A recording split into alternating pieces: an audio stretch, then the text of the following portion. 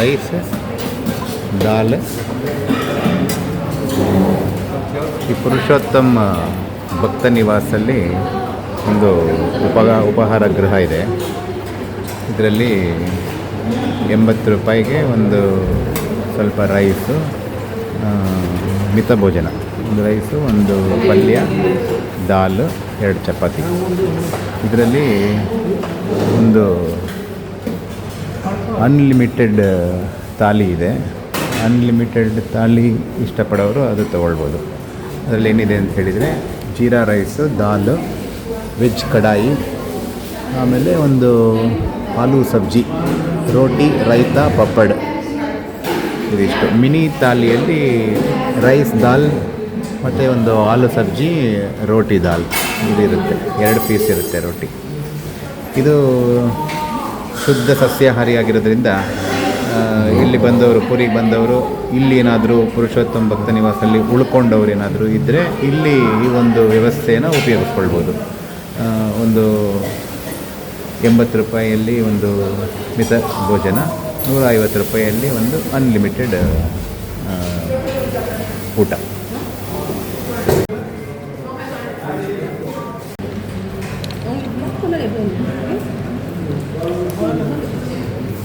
ಊಟ ಚೆನ್ನಾಗಿದೆ, ಊಟ ಬಟ್ ಶುದ್ಧವಾಗೂ ಇದೆ. ಜಾಗನೂ ಚೆನ್ನಾಗಿದೆ, ಶುದ್ಧವಾಗಿದೆ. ಆದರೆ ಒಂದು 80 ರುಪೀಸ್ ಸಣ್ಣದು 2 ಚಪಾತಿ, ಒಂದು ಸಣ್ಣ ಕಪ್ ರೈಸು, ಒಂದು ಸಬ್ಜಿ, ದಾಲ್. ಇಷ್ಟಕ್ಕೆ ಸ್ವಲ್ಪ ಜಾಸ್ತಿ ಆಯಿತು ಅಂತ ಅನಿಸುತ್ತೆ. ಬಟ್ ಕಡಿಮೆ ಜನ ಬರೋದರಿಂದ ಅವ್ರಿಗೆ ಅಷ್ಟು ರೇಟ್ ಇಡಬೇಕು ಅಂತ ಅನಿಸುತ್ತೋ ಏನೋ ಗೊತ್ತಿಲ್ಲ. ಯಾಕೆಂದರೆ ಕಡಿಮೆ ಜನ ಬಂದರೆ ಇಷ್ಟು ಜನ ಕೆಲಸ ಮಾಡೋರು ಇರ್ತಾರಲ್ಲ, ಅದಕ್ಕೋಸ್ಕರ ಏನಾದರೂ ಸ್ವಲ್ಪ ರೇಟ್ ಜಾಸ್ತಿ ಇದೆ ಅಂತ ಬೆಂಗಳೂರು ದೊಡ್ಡ ದೊಡ್ಡ ಮಹಾನ್ ಸಿಟಿಗಳಲ್ಲೇ 2 ಚಪಾತಿ, ಸ್ವಲ್ಪ ರೈಸು, ದಾಲು, ಪಲ್ಯಗೆ 40 ರೂಪಾಯಿ ಸಿಗುವಂಥ ಜಾಗವೂ ಇದೆ ಬೆಂಗಳೂರಿನಲ್ಲಿ. ಸೊ ಅದೇಗೋ ಒಟ್ಟಿನಲ್ಲಿ ಚೆನ್ನಾಗಿದೆ, ಶುದ್ಧವಾಗಿದೆ. ಸೊ ತೊಗೊಳ್ಬೋದು, ಆರಾಮಾಗಿ ಊಟ ಮಾಡ್ಬೋದು. ಚೆನ್ನೈ ನಗರಂ எங்கெங்கு சென்றாலும் மண் ஒன்றுதான். சங்கத்தமிழ் எங்கே, சுந்தர தெலுங்கெங்கே, எம்மொழியானாலும் பள் ஒன்றுதான். அத்தனை பாடலும் அள்ளி அள்ளி என கழித்து, அத்தனை பாடலும் அள்ளி அள்ளி என கழித்து, மொத்தமாய் பாடவே சொல்லித் தராம சொல்லி கொடுத்து, என்னை ஒருவன் பாடச் சொன்னான், அவன் சொன்னது போல் நான் பாடுகின்றேன். முன்னை கடனை தீர்த்திடென்றால் நல்ல அண்ணனுக்கு தம்பியா கங்கை அமரன், நண்போடென்னை ஒருவன் பாடச் சொன்னான், அவன் சொன்னது போல் நான் பாடுகின்றேன். நல்லா பாடின இல்லையா? அதை கத்தின்னு நல்லா பாடலையா?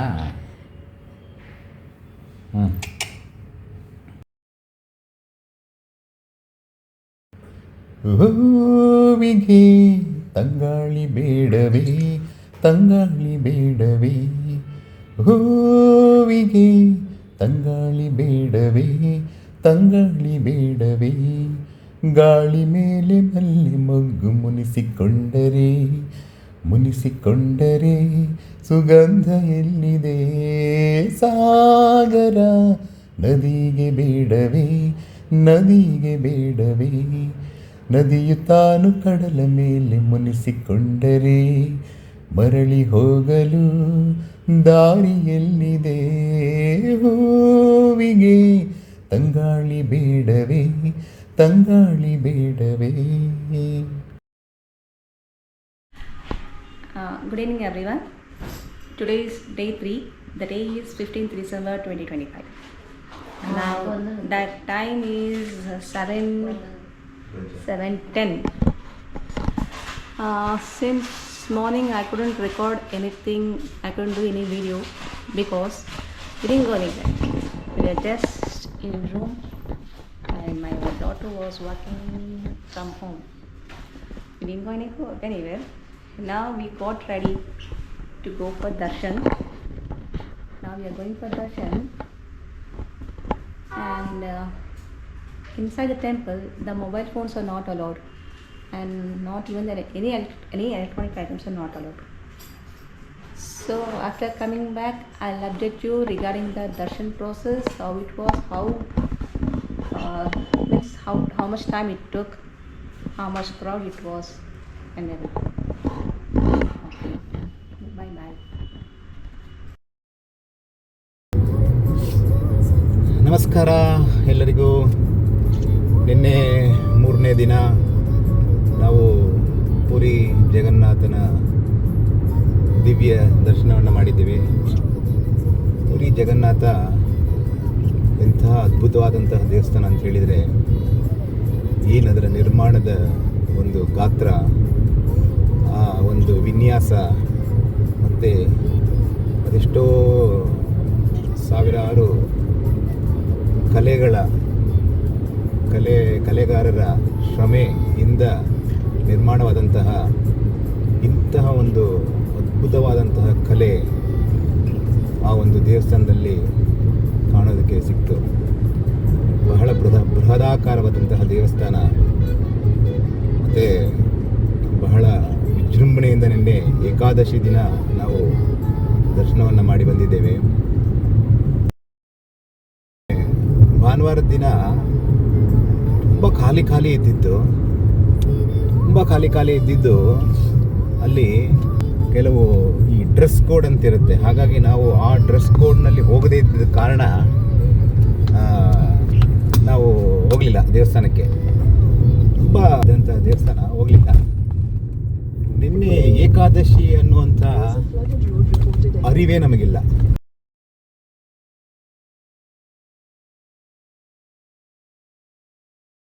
ಹಾಗೆ ಅಂಥೇಳಿ ಹೋಗಿದ್ವಿ. ಆದರೆ ಈ ವಿಧಿ ಅನ್ನೋದೇನು ಅಂತ ಹೇಳಿದರೆ, ನಮ್ಮ ಜೀವನದಲ್ಲಿ ನಮಗೆ ನಡೆದದ್ದು, ನಡೆಯಬೇಕಾದದ್ದು ಇದೆಲ್ಲವನ್ನೂ ಆ ಭಗವಂತ ಮೊದಲೇ ನಮಗೆ ಗೆರೆಯನ್ನು ಹಾಕಿಟ್ಟಿರ್ತಾನೆ.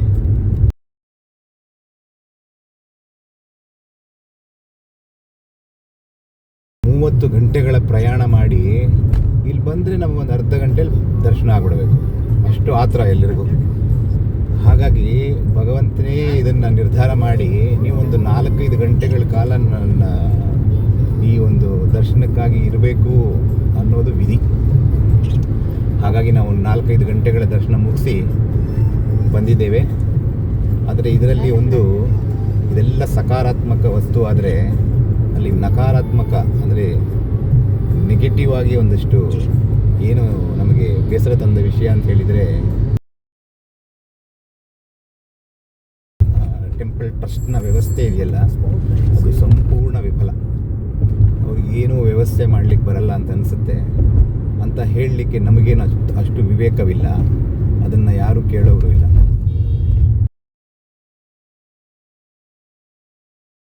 ಎಲ್ಲ ದೊಡ್ಡ ಸೀನಿಯರ್ ಸಿಟಿಸನ್ ಯಾರು ಹಿರಿಯ ನಾಗರಿಕರು ಯಾರಿದ್ದಾರೋ, ನೀವೆಲ್ಲ ಬಹಳ ಗಂಭೀರವಾಗಿ ಇದನ್ನು ತಗೊಳ್ಬೇಕು. ಈ ವಿಶೇಷ ದಿನಗಳು ಬರೋದನ್ನು ಅವಾಯ್ಡ್ ಮಾಡಬೇಕು.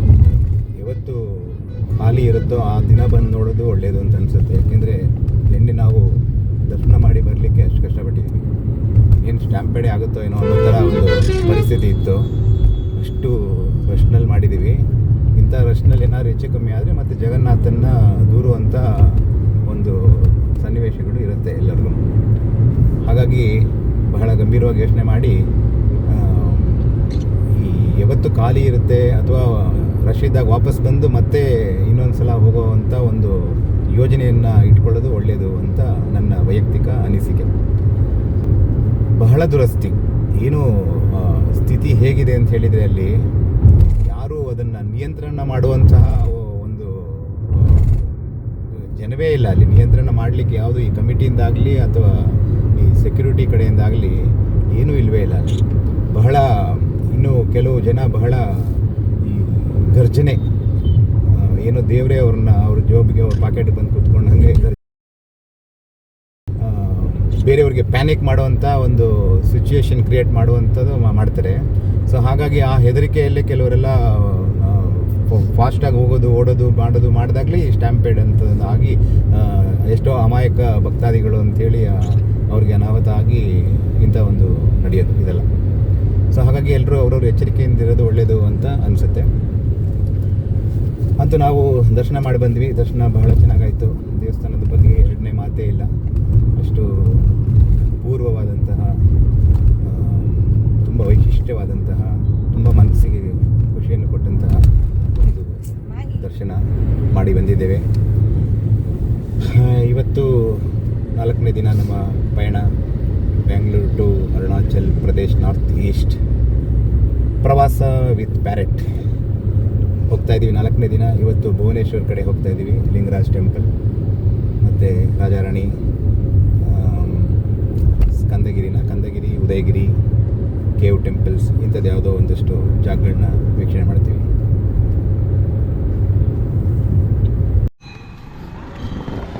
Now we have come to Chausati Yogini Temple. It's an old temple of 9th century.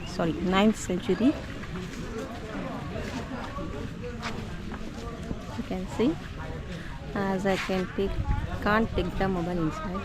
I'm just recording it from the outside. This is the premises of this Chausati temple.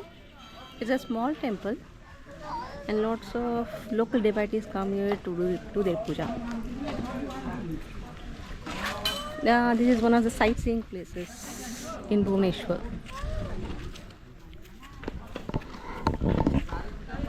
This is our car.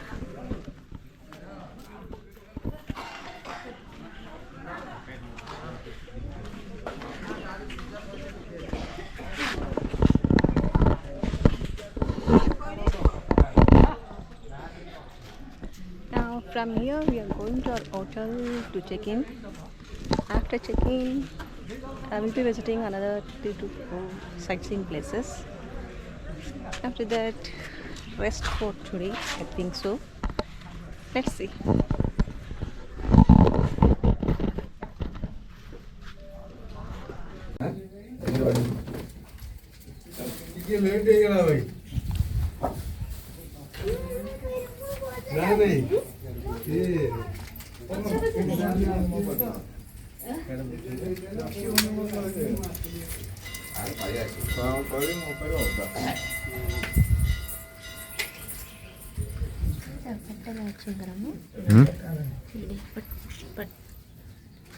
Hinge. ଆଉ ଗୋଟେ ଲାଗିଛି ଯାଉ ସାଜିକି ଆସିବା କହୁଛନ୍ତି। ସେ ଯୋଉ ଅଜୁ ବିଜୁ ଆଉ ଗଣେଶ ଖାଇବ? ଆଉ ତମେ ଚାଲ ମୁଁ ସେଠି ସାରିଆ ଗୋଟେ ତମେ ସେଠି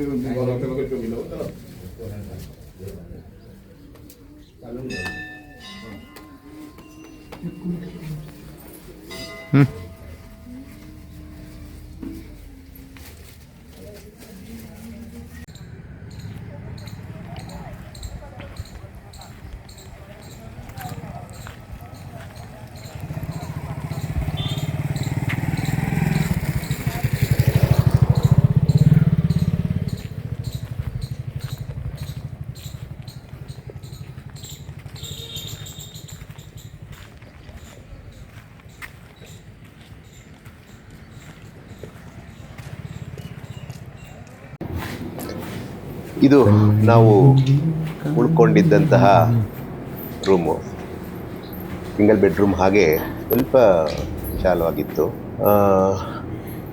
ಎಲ್ಲ ಬಿಳಿಯ ಒಂದು ಬಣ್ಣದಲ್ಲೇ ಇದ್ದಿದ್ದರಿಂದ ಬಹಳ ನಮಗಲ್ಲಿ ಇರಲಿಕ್ಕೆ ಒಳ್ಳೆ ಸಕಾರಾತ್ಮಕ ಒಂದು ಪರಿಸ್ಥಿತಿ ಇತ್ತು. Entrance to Radharani temple, and we are coming to the sightseeing places.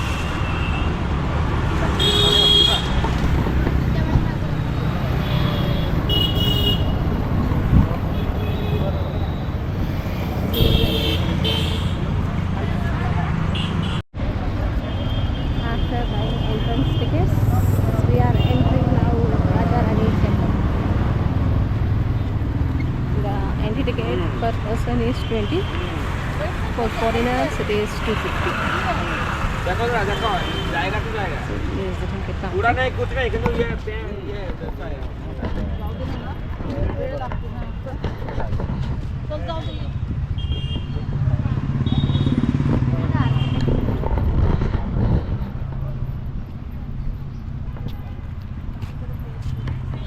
This is one of the famous sightseeing places in Bhubaneswar, the Raja Rani Temple. It's built in 11th century. Come, let's go and explore inside the temple. What's Raja Rani?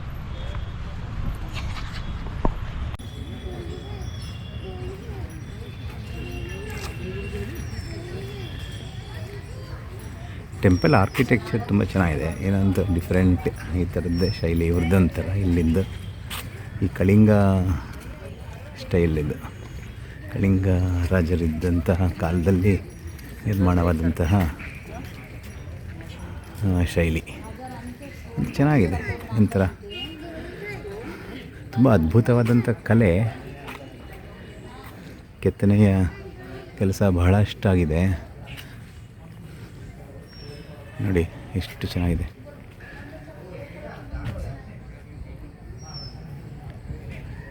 ಬಹಳ ಅಭೂತಪೂರ್ವವಾದಂತಹ ಒಂದು ಕಲೆಯ ದೃಶ್ಯಾವಳಿನ ನಾವಿಲ್ಲಿ ನೋಡ್ತಾ ಇದ್ದೀವಿ ಕಲ್ಲಿನ ಕೆತ್ತನೆಯ ಮೂಲಕ. ನೋಡಿ ಎಷ್ಟು ಚೆನ್ನಾಗಿದೆ.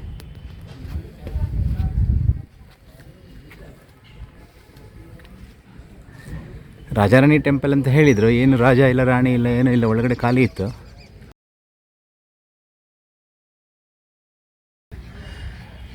ಏನಿದ್ರು ಇದು ಹೊರಗಿನ ದೃಶ್ಯ. ಇದು ಹೊರಗಿನ ದೃಶ್ಯ. ಈ ಕಲ್ಲಿನಲ್ಲಿ ಮಾಡಿದಂತಹ ಈ ಕಲಾಕೃತಿಯ ಒಂದು ವೈಭವವನ್ನು ನೋಡಲಿಕ್ಕೆ ಬಹಳ ಚೆನ್ನಾಗಿದೆ, ಅದ್ಭುತ.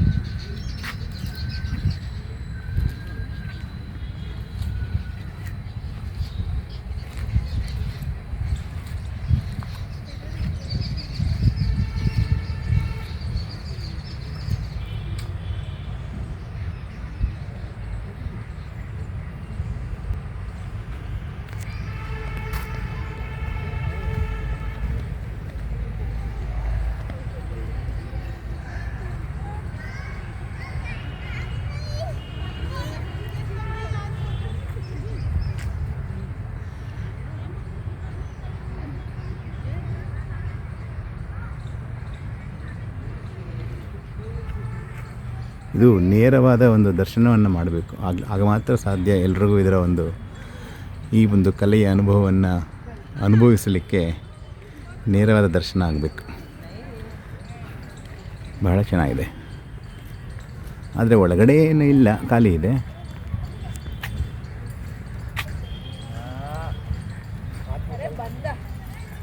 ऑन करिए चालू रेस्टॉरंट चला नाही लेवून वाटत पण फोटो काही होता photo लेवणं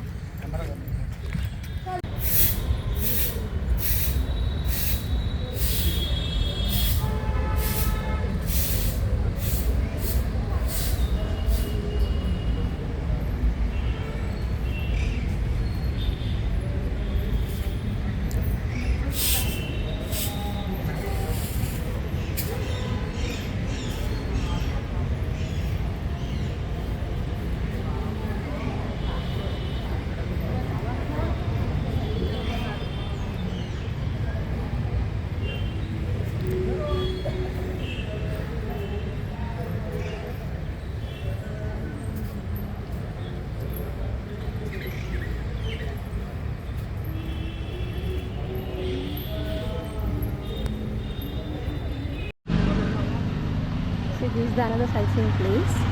It is Parashurameshwara temple, which was built in 7th century CE. Now we are entering into the temple. Actually, this is a ruined temple. I think there won't be any regular pujas here. It's just maintained as the sightseeing places.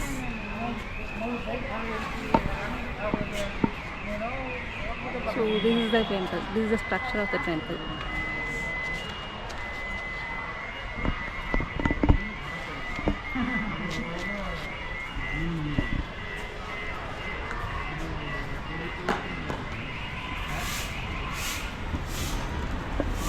And actually in Orissa, all the temple structure is similar. Like they are in the same pattern. And there's a path here. And blessed for some time.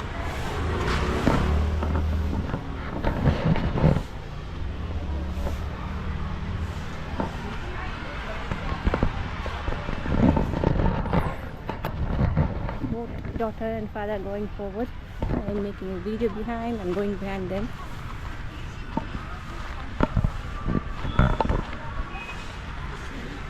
Actually, there is one architecture, there is one temple. I think this belongs to this one, Parashurameshwara. Let's go and see.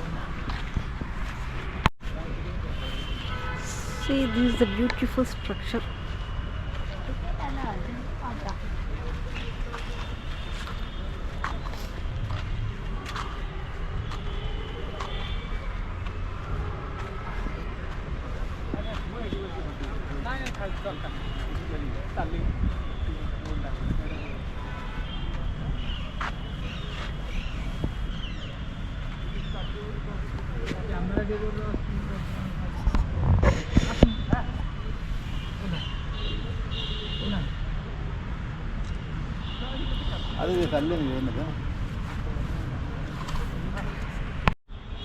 Actually, this is not Parashurameshwara temple. It is Kedara Gauri temple. All the temples are similar to each other. So got confused. And you can see every architecture is similar architecture. There are only minute changes, but the architecture of all the temples are same. And this is also built in 9th century, Kedara Gauri.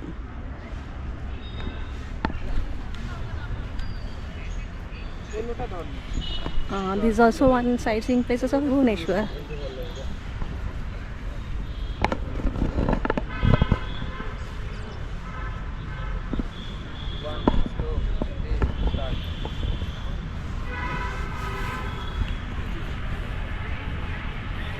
Now we are on to another sightseeing place. This is Lingaraju temple. This is quite big temple compared to other two temples. It is quite big.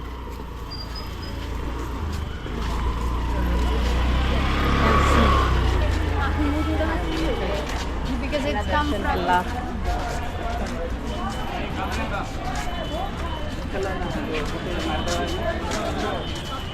And there is a crowd also.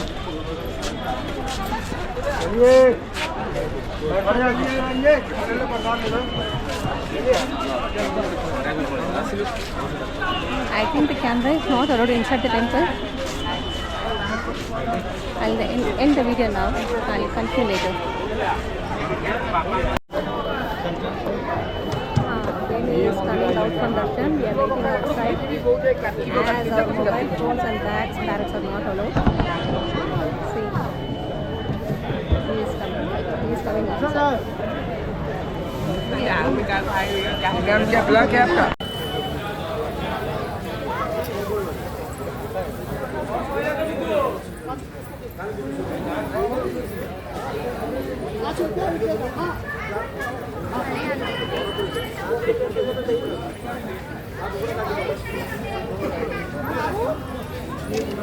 ಹಾಂ, ಈಗ ತಾನೇ ನಾವು ಲಿಂಗರಾಜು ದೇವಸ್ಥಾನ, ಬಹಳ ಪ್ರಸಿದ್ಧಿಯಾದಂತಹ ಪ್ರಾಚೀನ ಕಾಲದ ಒಂದು ದೇವಾಲಯವನ್ನ ಭುವನೇಶ್ವರದಲ್ಲಿ ನೋಡಿ ಬಂದಿದ್ದೇವೆ. ತಮಗೆಲ್ಲ ಈ ಒಂದು ಅದ್ಭುತವಾದಂತಹ ಕಲಾಕೃತಿಗಳ ದೃಶ್ಯಾವಳಿಯನ್ನ ತೋರಿಸ್ಲಿಕ್ಕಾಗಲಿಲ್ಲ. ಯಾಕೆ ಅಂತ ಹೇಳಿದ್ರೆ ಅಲ್ಲಿ ಯಾವುದೇ ರೀತಿಯ ಕ್ಯಾಮರಾ ಮತ್ತು ಮೊಬೈಲ್ ಫೋನ್ನ ಅನುಮತಿ ಇರಲಿಲ್ಲ. ಹಾಗಾಗಿ ಎಲ್ಲವನ್ನೂ ಲಾಕರಲ್ಲಿ ಇಟ್ಟು ಹೋಗಿದ್ವಿ.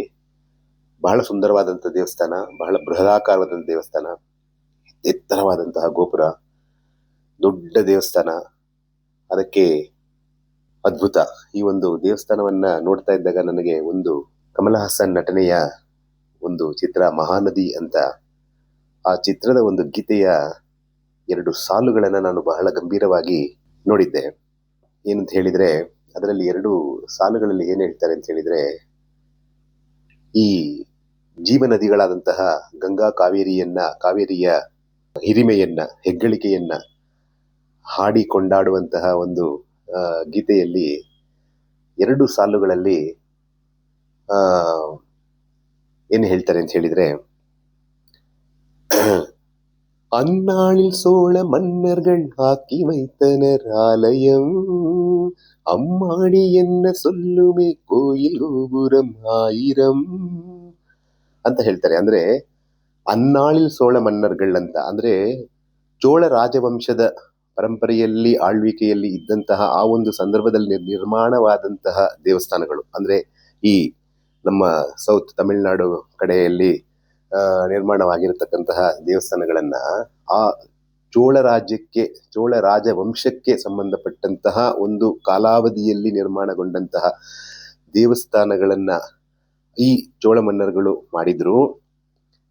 ಆ ದೇವಸ್ಥಾನಗಳ ಗೋಪುರಗಳು ಅಮ್ಮಾಡಿಯನ್ನ ಸೊಲ್ಲುಮೆ ಕೋವಿಲ್ ಗೋಪುರಂ 1000 ಅಂತ, ಅಂದ್ರೆ ಸಾವಿರ ಹೇಳ್ತಾ ಇದೆ. ಅಂದ್ರೆ ಏನು ದುಡ್ಡಲ್ಲ, ಸಾವಿರ ದುಡ್ಡಲ್ಲ, ಸಾವಿರ ವಿಷಯಗಳನ್ನು ಒಳಗೊಂಡಂತಹ ಕಲಾಕೃತಿಗಳನ್ನ, ಕೆತ್ತನೆಯ ಕೆಲಸಗಳನ್ನ ಈ ಗೋಪುರದಲ್ಲಿ ನಿರ್ಮಿಸಿರುವ ಆ ಒಂದು ಕಲೆಗಳ ಒಂದು ವೈಭವವನ್ನ, ಹಿರಿಮೆಯನ್ನ ಅಲ್ಲಿ ಹೇಳ್ತಾ ಇದ್ದಾರೆ. ಹಾಗೆ ಈ ಒಂದು ಭುವನೇಶ್ವರ, ಈ ಒಂದು ಕ್ಷೇತ್ರದಲ್ಲಿ ಏನು ಕಳಿಂಗ ರಾಜವಂಶದ ರಾಜರ ಆಳ್ವಿಕೆಯಲ್ಲಿ ಆದಂತಹ ಈ ದೇವಸ್ಥಾನಗಳ ಶೈಲಿ, ಈ ಒಂದು ಕೆತ್ತನೆಯ ಒಂದು ಕಲಾಕೃತಿಗಳ ಒಂದು ವೈಭವವನ್ನ ಎಷ್ಟು ಚೆನ್ನಾಗಿತ್ತು ಅಂತ ಹೇಳಿದ್ರೆ ಹೊಗಳಲಿಕ್ಕೆ ಸಾಧ್ಯ ಇಲ್ಲ, ಹೇಳಲಿಕ್ಕೂ ಸಾಧ್ಯ ಇಲ್ಲ. ಅಷ್ಟು ದೊಡ್ಡ ಆಲಯಗಳು, ಮತ್ತೆ ಇಲ್ಲಿ ಲಿಂಗರಾಜು ಮಂದಿರ ಅಂತ ಹೇಳಿ ಅದರ ಸುತ್ತ ಎಲ್ಲಾ ದೇವತೆಗಳ ಸಣ್ಣ ದೇವಾಲಯಗಳು ಇಲ್ಲಿ ನಿರ್ಮಾಣಗೊಂಡಿದೆ. ಮತ್ತೆ ಬಹಳ ನೋಡ್ಲಿಕ್ಕೆ ತುಂಬಾ ಚೆನ್ನಾಗಿದೆ. ದಯವಿಟ್ಟು ಎಲ್ಲರೂ ನೇರವಾಗಿ ಬಂದು ಇದನ್ನ ನೋಡಿ ವೀಕ್ಷಣೆ ಮಾಡಿ ಆನಂದಿಸಿ. ARC ದ ಬೊಟಿಕ್ ಅಂತ ಹೇಳಿ ಒಂದು 3 ಸ್ಟಾರ್ ಹೋಟೆಲ್ಲು. ಇದು ಎಲ್ಲಿ ಬರುತ್ತೆ ಅಂತ ಹೇಳಿದ್ರೆ ಭುವನೇಶ್ವರ್ ಮತ್ತೆ ಕಟಕ್ಗೆ ಹೋಗುವಂತಹ ನ್ಯಾಷನಲ್ ಹೈವೇ ಪಕ್ಕದಲ್ಲೇ ಬರುತ್ತೆ. ಹಾಗಾಗಿ ನಮಗೆಲ್ಲ ಓಡಾಡಲಿಕ್ಕೆ ಅನುಕೂಲ ಆಗುತ್ತೆ ಅಂತ ಹೇಳಿ, ಈ ಸಿಟಿ ಪ್ರವೇಶ ಮಾಡದೆ ಎಲ್ಲ ಕಡೆ ತಿರುಗಾಡಲಿಕ್ಕೆ ಚೆನ್ನಾಗಿರುತ್ತೆ ಅಂತ ಹೇಳಿ ಇಲ್ಲಿ ನಾವು 2 ಹಂತಗಳಲ್ಲಿ 2 ದಿನಗಳ ಹಾಗೆ ಇಲ್ಲಿ ರೂಮ್ ಬುಕ್ ಮಾಡಿದ್ವಿ.